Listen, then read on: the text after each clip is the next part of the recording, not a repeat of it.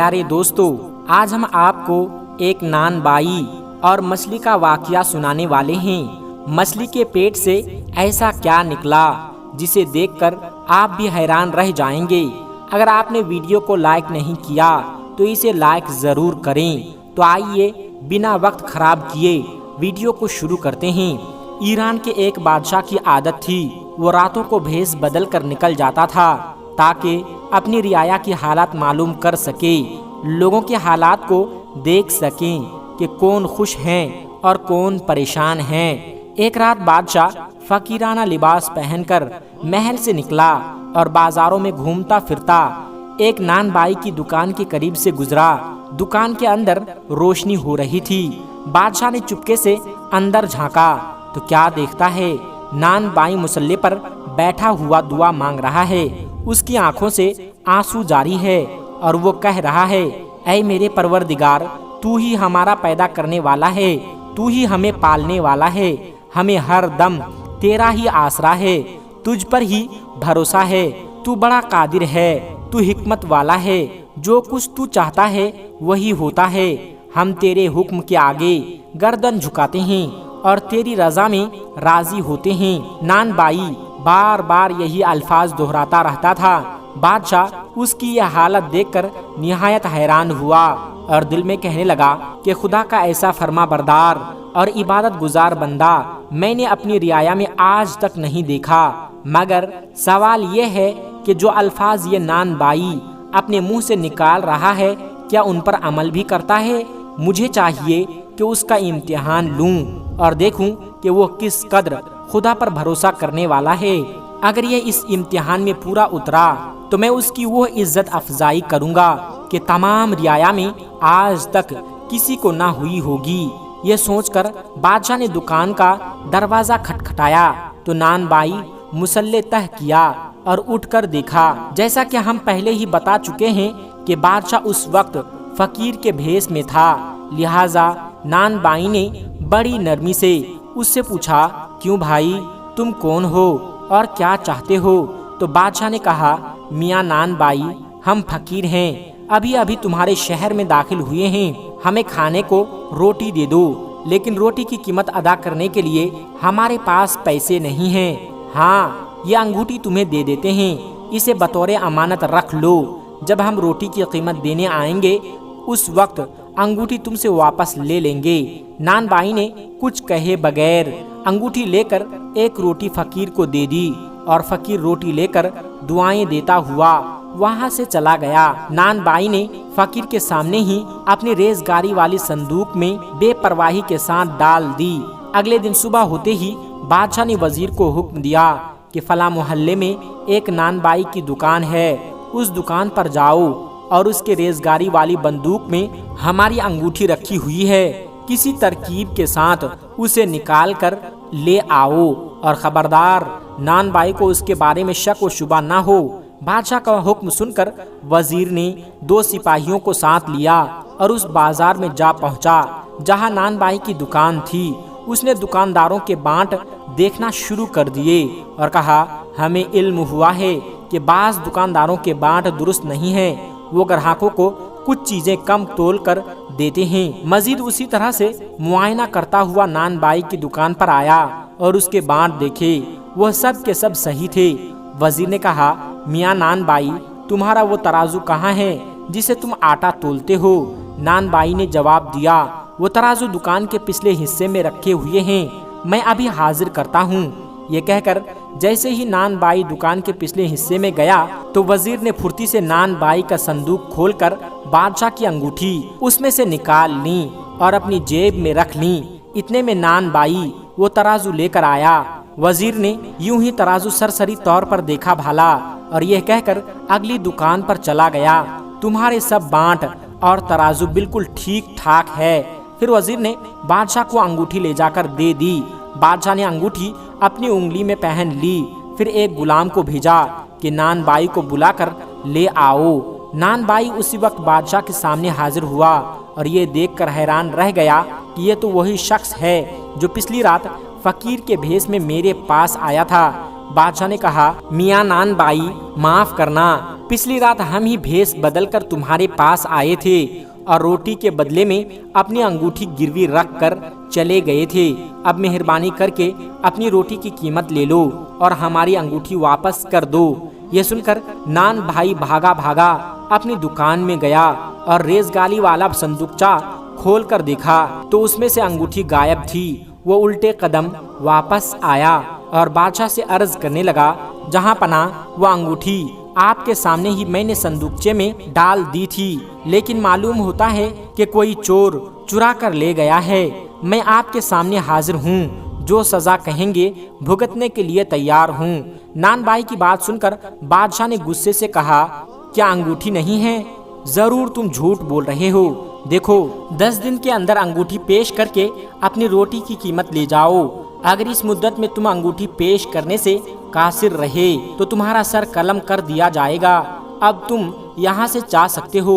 नान by ने कहा, खुदा हर शय पर कादिर है और मुझे उसकी जात पर पूरा भरोसा है, वो मुझे रुसवा नहीं करेगा। इंशाअल्लाह आपकी अंगूठी 10 दिन के अंदर अंदर मैं पेश कर दूंगा। ये कहकर नान बाई ने सलाम किया और वहाँ से रुखसत हो गया। बादशाह को उसके इत्मीनान और सुकून पर अजब ताज्जुब था। वो सोचने लगा कि अंगूठी तो मैंने अपनी उंगली में पहन रखी है और फिर 10 दिन के अंदर अंदर ये बेवकूफ मेरी अंगूठी कहाँ से लेकर आएगा। इस बात को 8 दिन का अरसा गुजर गया। नान बाई ने अभी तक अंगूठी पेश नहीं की थी। 9वें दिन बादशाह ने शिकार का इरादा किया। वो जंगल में निकल गया। एक हिरन के पीछे घोड़ा डाला। वो सीधा दरिया की तरफ निकल गया। बादशाह ने उस हिरन का पीछा किया। ऐन दरिया के किनारे बादशाह के घोड़े ने ठोकर खाई और बादशाह कलाबाजी खाकर दरिया में जाकर गिर गया। बड़ी मुश्किल से हाथ पांव मारकर दरिया से बाहर निकला और किनारे पर आया। बादशाह के हाथ कीचड़ से भर गए थे। किनारे पर बैठकर हाथ धोने लगा तो देखा कि वही अंगूठी उंगली से गायब थी। शायद वो दरिया में गिर गई थी। बादशाह को भला ऐसी अंगूठी की क्या परवाह हो सकती थी। उसके खजाने में हजारों एक से एक बढ़कर अंगूठियां मौजूद थी। दरिया के उसी किनारे पर कुछ दूर एक गरीब मछुआरा जाल लगाए सुबह से बैठा हुआ था। अभी तक कोई मछली नहीं फंसी थी।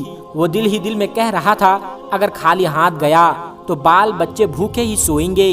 अभी वो यहाँ बैठा हुआ सोच ही रहा था कि थोड़ी देर के बाद जाल हिला। मछुआरे ने खींचा तो थोड़ा वजनी महसूस हुआ। वो खुश हुआ कि आज तो बहुत बड़ी मछली फंसी है। जब जाल दरिया से बाहर निकाला तो उसमें बड़ी बड़ी मछलियां तड़प रही थी। तो मछुआरे की खुशी का कोई ठिकाना ना रहा। उसने सोचा कि इन मछलियों को अच्छी कीमत मिलेगी जब वो ताज़ा मछली ले लो, ताज़ा मछली ले लो। ये आवाज़ें लगाता हुआ बाजार में पहुंचा तो नान बाई के कान में मछुआरे की आवाज़ आई। उसने अपनी बीवी से कहा, अरे वो नेक बख्त मछली खाए कितने दिन हो गए, जरा जाकर उससे मछली तो खरीद लो। उसकी बीवी ने झंझलाकर कहा, 8 दिन गुजर चुके हैं और बादशाह की अंगूठी अभी तक नहीं मिली। 2 दिन के बाद जल्लाद तुम्हारा सर कलम कर देंगे और तुम्हें मछली खाने की सूझ रही है। बीवी की बात सुनकर नान बाई ने कहा, अल्लाह पर भरोसा रखो नेक बख्त, अगर मेरी जिंदगी बाकी है तो अंगूठी जरूर मिलेगी और दुनिया की कोई ताकत मेरा सर कलम नहीं कर सकती। फिर उसकी बीवी ने मछुआरे को आवाज दी और उससे दोनों मछलियां खरीद लीं। वो मछलियों को बावर्ची खाने में लेकर गईं। उन्हें एक तख्त पर रखा और उसे साफ करने लगे। जैसे ही उसने पहली मछली को साफ किया, उसके बाद दूसरी मछली का पेट चीरा तो उसमें से एक चमकदार चीज बाहर निकल पड़ी। बीवी ने उठाकर देखा तो यह सोने की एक खूबसूरत अंगूठी थी जिसके बीच में हीरा जगमगा रहा था। अंगूठी देखकर वो चिल्लाई, जरा जल्दी से आना, जरा देखो कि मछली के पेट से क्या चीज निकली है। नान बाई ने बीवी के चिल्लाने की आवाज सुनी तो वो दौड़ता हुआ आया।